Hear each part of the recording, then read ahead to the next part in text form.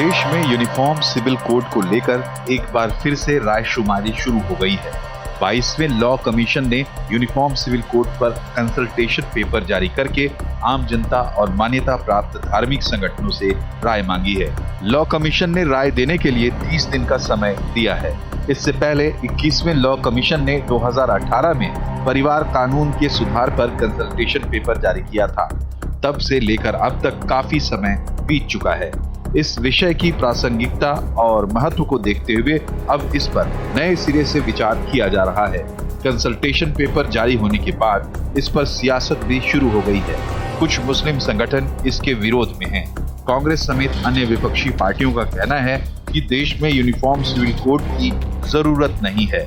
BJP चुनावी फायदे और ध्रुवीकरण के लिए इस पर जोर दे रही है।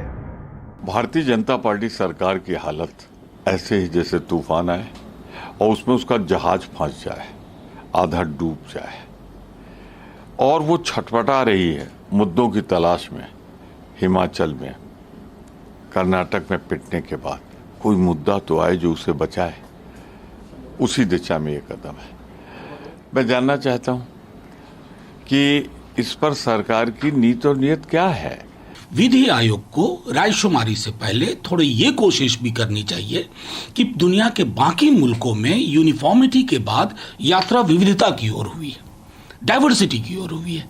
आप इस डाइवर्सिटी के खात्मे को एक डॉग विसिल पॉलिटिक्स के माध्यम से अगर आगे बढ़ रहे हैं तो गॉड ब्लेस यू। देखिए, भारत का संविधान सभी को धार्मिक आजादी देता है और कॉमन सिविल कोड को सबके धार्मिक अधिकारों को छीनने का काम करेगा। भारतीय जनता पार्टी की सरकार कॉमन सिविल कोड पे केवल राजनीति करना चाहती है। चुनाव से ऐन वक्त पहले, जब 8 महीने 9 महीने का समय चुनाव में रह गया है, भारतीय जनता पार्टी की सरकार ऐसा कानून लाके देश में विभाजन करना चाहती है।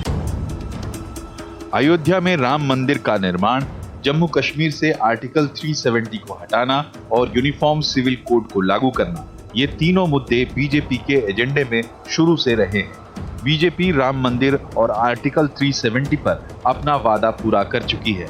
अब यूनिफॉर्म सिविल कोड की बारी है।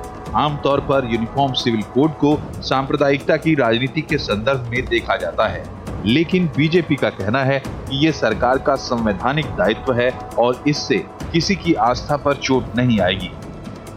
कॉमन सिविल कोड समावेशी समाज को सशक्त करने के लिए है। किसी भी मजहब, किसी भी धर्म की आस्था पर कभी भी जो है उस पर चोट नहीं है। लेकिन अनफॉर्चुनेटली शुरू से लेकर आखिर तक कुछ लोगों को लगता है कि हम डेमोक्रेटिक जो राइट्स हैं हमारे वो तो पूरे होने चाहिए, लेकिन कॉन्स्टिट्यूशनल जो ड्यूटीज़ हैं वो जो है वो उस पर जो है वो कोई बात ना करे, और ये कॉन्स्टिट्यूशनल ड्यूटी का हिस्सा है।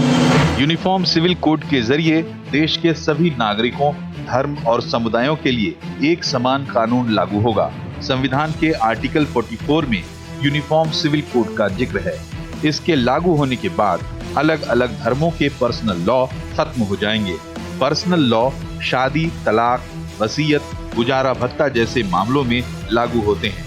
सवाल ये है कि क्या देश में यूनिफॉर्म सिविल कोड को लागू करने का वक्त आ गया है?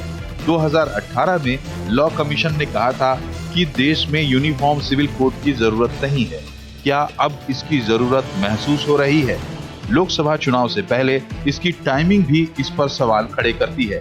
क्या बीजेपी इसे राजनीतिक फायदे के लिए ला रही है? अलग अलग धर्म और समुदायों के पर्सनल कानूनों को खत्म करके एक विधान बनाना क्या आसान होगा और क्या इसे मानने के लिए सब तैयार हो जाएंगे?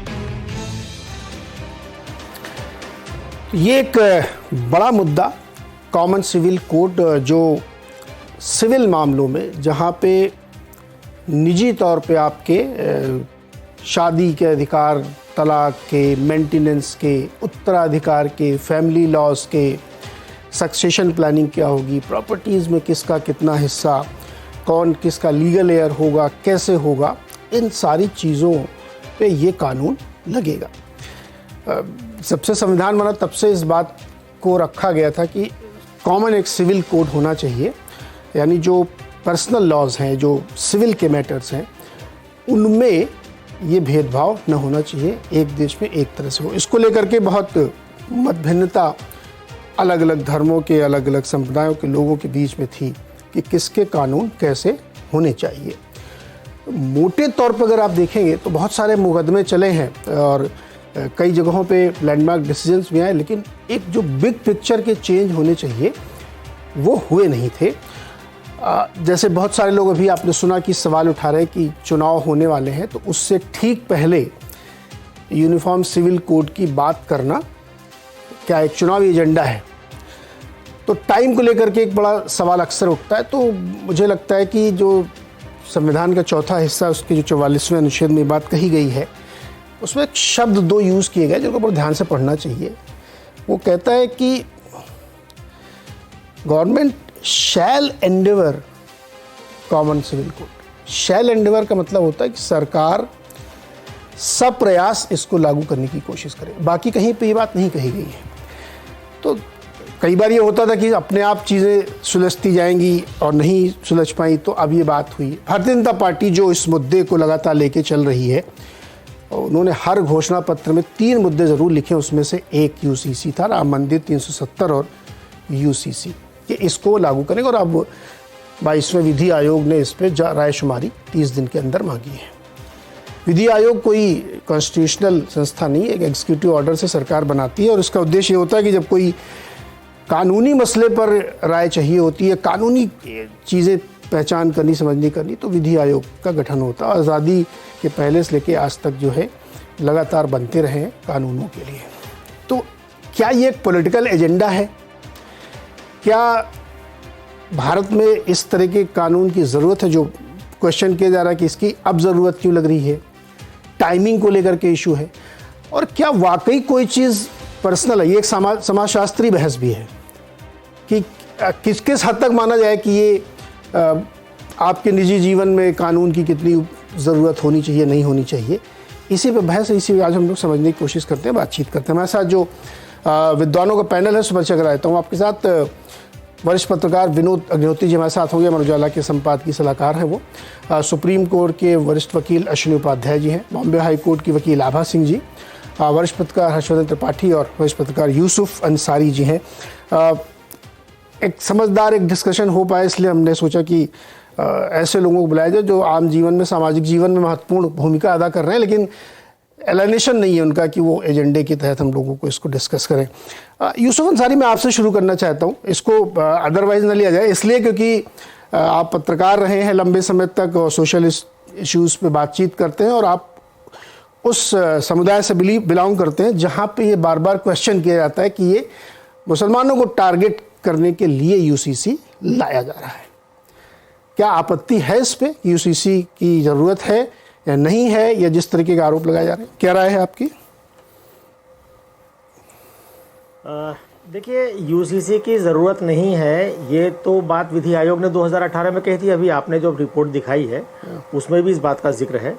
दरअसल 2016 में उस वक्त का जो विधि आयोग था, उसने इस पर सभी रजिस्टर्ड राष्ट्रीय और राज्य स्तरीय दर्जा प्राप्त पार्टियों से राय मांगी थी, और उसमें भी 30 दिन का समय दिया गया था।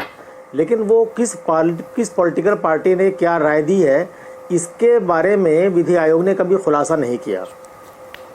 जब भी कॉमन सिविल कोड की बात होती है तो इस पे ये माना जाता था मुसलमान इसका विरोध कर रहे हैं, लेकिन सच्चाई यह है कि सिर्फ मुसलमान ही नहीं, हिंदू समाज के बड़े तबके से इसका विरोध होता है। हिंदू समाज के असल में हिंदू समाज है क्या? हिंदू समाज के अलावा जो दूसरे धर्म है, जो अल्पसंख्यक धर्म है, उनकी तरफ से भी विरोध होता है।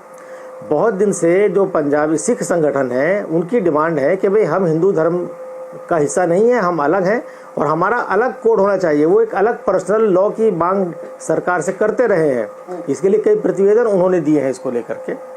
जैन समाज एक तरफ हिंदू समाज का एक वृद्ध हिंदू समाज का हिस्सा माना जाता है, लेकिन जैन समाज ने लंबे समय तक सुप्रीम कोर्ट में अपने आप को अल्पसंख्यक, एक अलग धर्म और अल्पसंख्यक होने का दर्जा प्राप्त करने की कानूनी लड़ाई लड़ी है, और कुछ साल पहले जाकर ही जैन धर्म को एक अलग धर्म के तौर पे अल्पसंख्यक का दर्जा मिला है। और जो अल्पसंख्यकों के जो अधिकार हैं वो जैन धर्म उससे इस्तेमाल करता है। इसी तरह बौद्ध धर्म भी अपने आप को के लिए अलग मानता है। तो सिर्फ इसका विरोध का ठीक रहा, मुसलमानों के सर फोड़ देना, ये एक शुद्ध राजनीतिक कारण लगते हैं इसके लिए। हमें ये देखना चाहिए कॉमन सिविल कोड की जब हम बात करते हैं तो कॉमन सिविल कोड कॉमन नागरिकों पर लागू, एक जैसे नागरिकों पर होता है। तो क्या हम आज़ादी के बाद जो हमने व्यवस्था बनाई, क्या उसमें सारे नागरिक समान रूप से एक जैसे समान हो गए हैं कि उनके लिए समान नागरिक संहिता लाई जाए? और इसमें कई मुद्दे हैं, अभी तक सरकार की तरफ से कोई इसका ड्राफ्ट पेश नहीं हुआ है। तो बहुत सारे लोगों में शंकाएं, हिंदू धर्म के अंदर ही जिसे हम हिंदू समाज कहते हैं, उसमें भी इलाका वाइज बहुत सारी परंपराएं हैं। कई जगह वो परंपराओं से चलते हैं, लिंगायत अलग तरह से सोचते हैं। यूसुफ अंसारी, ये एक बृहद विषय है और ये बात हम लोग भी सोच रहे थे कि एक सर्टेन गाइडलाइंस के अंदर शायद रायशुमारी होती तो ज़्यादा समझ में आता, लेकिन जब आप इसके डीप में जाएंगे तो दरअसल ये सबसे बड़ा मुद्दा है, बहुत विस्तृत है ये। वनवासी इलाकों में किस तरह के पर्सनल कानून होने चाहिए, अलग अलग सेक्ट के बहुत सारे कानून अपने अपने लोग चलाते हैं। आज के इस युग में सिविल कानून, पर्सनल कानून जो है और जो क्रिमिनल कानून है वो बहुत गड्ढमड मिले हुए हैं। तो उनको एक बहुत क्लियर कट सीमेंटेड लाइन से अलग कर देना कि नहीं ये वाला साहब ना टच करिए तो कोई फर्क नहीं पड़ेगा, लेकिन एक ही समाज में अगर आप रह रहे हैं तो एक ही चीज़ के लिए 3 तरह कानून नहीं हो सकते हैं। यही इसी बात के लिए पूरी बहस चल रही है। मेरा सवाल आपसे ये है, मैं सबसे अलग अलग मिलूंगा, मुसलमान समाज को की आपत्ति क्या है? बाकी जो कर रहे हैं उनको छोड़िए, आप मुस्लिम समाज की मुख्य आपत्ति क्या है? ये जो सिविल कोड नहीं होना चाहिए उनको क्या आपत्ति है इसमें? ये मुझसे पूछा था सवाल आप? हाँ, आप ही से पूछा। या हाँ, देखिए, मुस्लिम समाज की तरफ से जो आपत्ति आती है, all India Muslim personal law board हो या जमीयत उलमाए हिंद हो या जमात इस्लामी हो, इन्हें एक तरह से मुस्लिम समाज का प्रतिनिधि माना जाता है, या ये खुद अपने आप को प्रोजेक्ट करते हैं कि साहब मुस्लिम समाज के प्रतिनिधि हैं। वो कितने प्रतिनिधि हैं, कितने प्रतिनिधि नहीं है, ये एक अलग मसला है, क्योंकि इन्हें मुस्लिम समाज ने वोट देकर तो अपना प्रतिनिधि बनाया नहीं है। इन संगठनों की तरफ से जो इस पे आवाज़ उठती है वो एक ही बात होती है कि साहब वो कि 4 शादियों का अधिकार है। तो 4 शादियों का अधिकार तो इस्लाम ने किसी को दिया नहीं है। ये तो एक मनगढ़ंत झूठ है जिसे समाज के ऊपर फैलाया गया है। इस्लाम तो मुसलमानों को एक शादी करने की ताकीद करता है। कुरान में साफ लिखा गया कि साहब एक शादी करो और तुम इंसाफ नहीं कर पाओगे। तो ये मुस्लिम समाज में की बड़ी विडंबना है कि प्रोग्रेसिव जो सोच होनी चाहिए, जो इस्लामी तालीम के हिसाब से जो ज़िंदगी गुजारने की बात की जाती है बार बार, वो एक समाज का इंटरनल मैटर भी है ये, लेकिन इन मुद्दों पर समाज के अंदर खुली बहस नहीं होती है। तो मोटे तौर पे समझाया जाता है कि भाई मुसलमानों का जो राइट है कि जो एक से ज़्यादा शादी कर सकता है वो छिन जाएगा। इसके अलावा तो मुझे नहीं लगता कि कोई बात होती है। एक गोद लेने वाली बात है, संपत्ति में बंटवारे की बात है। तो संपत्ति में बंटवारे की जहाँ तक बात है, जो इस्लामी तरीक़ा है संपत्ति में बंटवारे का, वो एक मैथमेटिकल माना जाता है, उसमें कुरान में उसका जिक्र किया गया है। लेकिन मुझे नहीं लगता है कि मुस्लिम समाज की तरफ से, आम समाज की तरफ से कोई बहुत ज़्यादा विरोध है। ये राजनीतिक दल या मुस्लिम संगठन जो अपने मुस्लिम संगठन जो कहना चाहिए कि मुसलमानों का प्रतिनिधि होने का दावा करते हैं, उनकी तरफ से एतराज़ आते हैं। लेकिन मेरे ख्याल में आम समाज जो है, आम मुसलमान, इसको बहुत ज़्यादा गंभीरता से, इसके विरोध को बहुत ज़्यादा गंभीरता से नहीं लेता है। और आजकल इतने बच्चे हो कहाँ रहे लोगों के साथ संपत्ति के बंटवारे को लेकर उनके अंदर विवाद हो। ले देखे कॉमन सहमति है जो हमारा पॉपुलेशन का आंकड़ा कहता है कि आज की संख्या में औसतन मुसलमान। अच्छा यूसुफ, ये 4 शादी वाला मसला आया कहाँ से आप लोगों के बीच में? जो आम फहम नैरेटिव है कि ये कहाँ से आया फिर? ये एक बहुत लंबी डिबेट है। मैं कहता हूँ कि साहब मुसलमानों से जो पर्सनल लॉ है मुसलमानों के, वो फिक़ा पर आधारित है, कुरान पे आधारित है ही नहीं। उसे आप कुरान पे आधारित कर लीजिए, कुरान जो कह रहा है उसको मान लीजिए, तो सारी चीज़ें ख़त्म हो जाएंगी। लेकिन मुस्लिम समाज में इन चीज़ों को, इन मुद्दों को लेकर के एक जानकारी की बहुत कमी है। और जानकारी की कभी जो मौलवियों ने जिस पे इजमा कर लिया, यानी सहमति बना ली, उसको हमने कानून बना दिया। मैं तो कहता हूँ डंके की चोट पे कि जिसे पर्सनल लॉ कहा जाता है, उसे अल्लाह का नाम, वो पहले मौलाना वली रहमानी साहब थे, all India Muslim personal law board के महासचिव थे। उन्होंने भी कहा था कि साहब वो पर्सनल लॉ को बदलना, जो कुरान को बदलना जैसा तो वो दुनिया में नहीं रहे, अल्लाह जन्नत नसीब करे उन्हें।